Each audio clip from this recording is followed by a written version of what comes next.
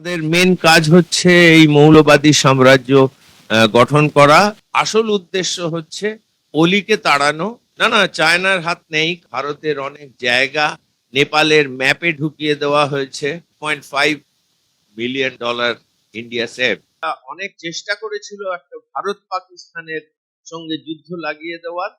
এগুলো সমস্তই আমার মনে হয় যে আমেরিকা ডিপ স্টেটের অ্যাকশন। তোমাকে প্রথমে বলে রাখি যে একটা জিনিস হচ্ছে ন্যারেটিভ। ন্যারেটিভ মানে যেটা সাধারণ লোককে জানানো হয় এবং যেটা একটা গল্প, কিন্তু অনকোর্স হচ্ছে আসল উদ্দেশ্য।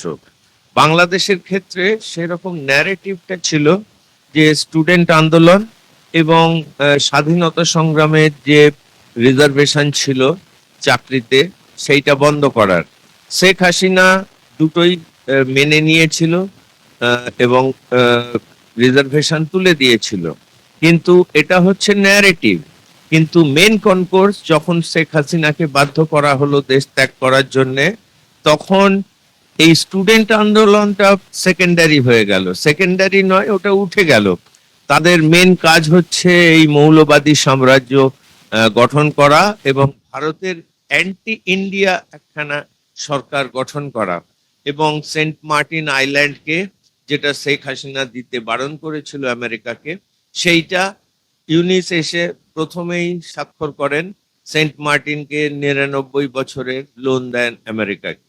ঠিক সিমিলারলি আমাদের নেপালেও সেই একই ঘটনা ঘটছে, যে স্টুডেন্ট আন্দোলন এবং 26খানা অ্যাপ্লিকেশন বন্ধ করে দেওয়া, এর এগেনস্টে একটা অ্যাজিটেশন।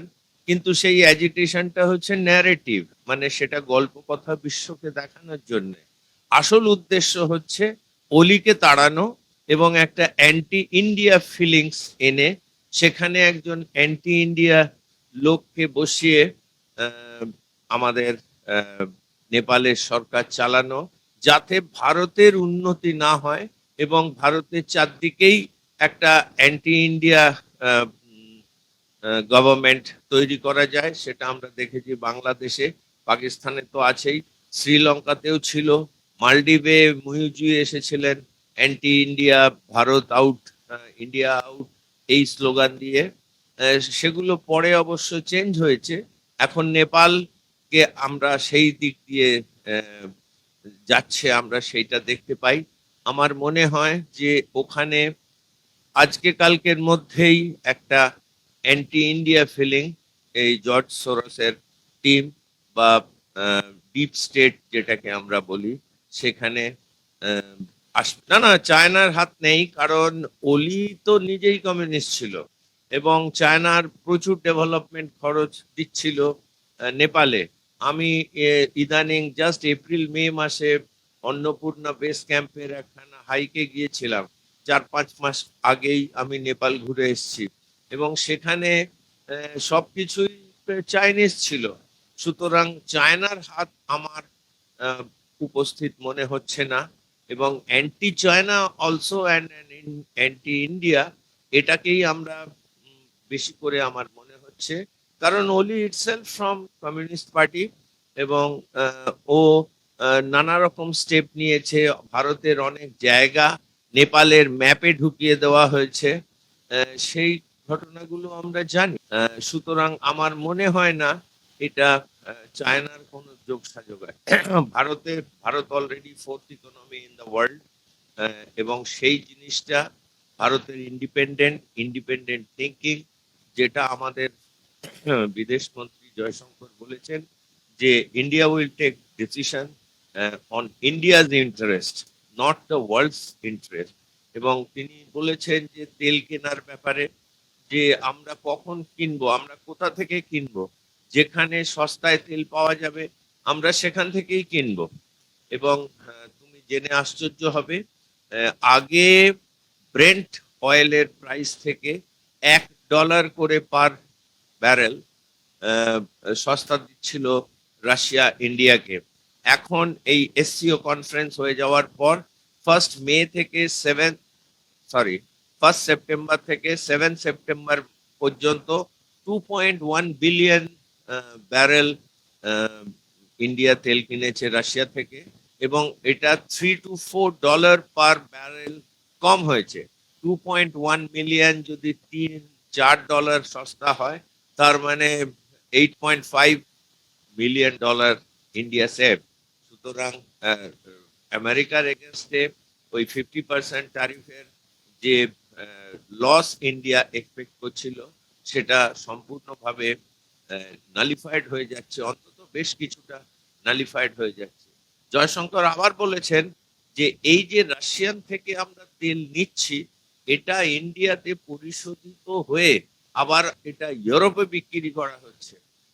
জয়শঙ্কর পরিষ্কার বলেছেন, আপনারা যখন এত অ্যান্টি রাশিয়ান, তাহলে আপনারা আমাদের তেল কিনবেন না। We are not forcing you to buy Russian oil. সুতরাং তা সত্ত্বেও আমরা দেখেছি যে ইউরোপের অনেক দেশ রাশিয়া থেকে শুধু তেল নয়, অনেক এনার্জি, গ্যাস এবং অন্যান্য বাণিজ্যিক জিনিসপত্র কিনছে। সেইগুলো আহ, এই পলিসির সঙ্গে, এটা তো হুঁশিয়ারি বটেই। এবং বাংলাদেশ এবং নেপালের অনেক ছোট কান্ট্রি, প্রথমেই ওরা ইন্ডিয়াকে কবজা করার চেষ্টা করে, একটু শাসন করার চেষ্টা করে, কিন্তু India is now absolutely different country now. সুতরাং আহ, সেই জিনিসটা সেখানে সফল হয়নি, এবং বারবার আমেরিকান ফোর্স বা ডিপ স্টেট ফোর্স ইন্ডিয়াকে একটা যুদ্ধে ইনভলভ করার চেষ্টা করছিল। কারণ যুদ্ধে কখনো কোনো, এখন বর্তমান পৃথিবীতে কেউ কখনো জিততে পারে না। আমরা দেখেছি রাশিয়ার মিলিটারি অনেক বেশি শক্তিশালী ইউক্রেনের চেয়ে, কিন্তু 3.5 বছর হয়ে গেল, এখনো পর্যন্ত রাশিয়া ইউক্রেন জিততে পারে। আমরা দেখেছি 7 অক্টোবর 23 থেকে এখন প্রায় 2 বছর হতে চললো, ইসরায়েল যে আর্মি ভারতের চেয়ে, অনেকে বলেন যে one of the best army in the world, সেই ইসরায়েল একটা ছোট্ট গাজা স্ট্রিপকে এখনো কবজা করতে পারেনি। প্রায় 2 বছর হতে চললো, অক্টোবর সামনের মাসে আসবে।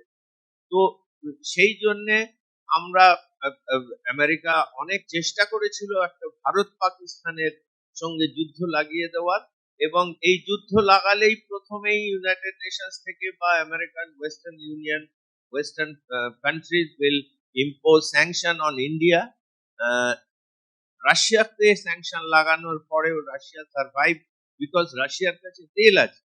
ভারতের এগেনস্টে যদি স্যাংশন দেওয়া হয়, ভারতের কাছে তেল নেই, এবং এই progress and economy will collapse. Bharat সেই দিক দিয়ে যায়নি, এবং আপ্রাণ চেষ্টা করা সত্ত্বেও, মানে ধর্মযুদ্ধ চালিয়ে, আমরা দেখেছি পেহেলগাঁওতে হিন্দু মুসলমানের একটা ঝগড়া লাগিয়ে ভারতকে ডিস্টার্ব করার চেষ্টা করা হয়েছিল, এবং তারপরে অ্যাটাক করার চিন্তা করা হয়েছিল।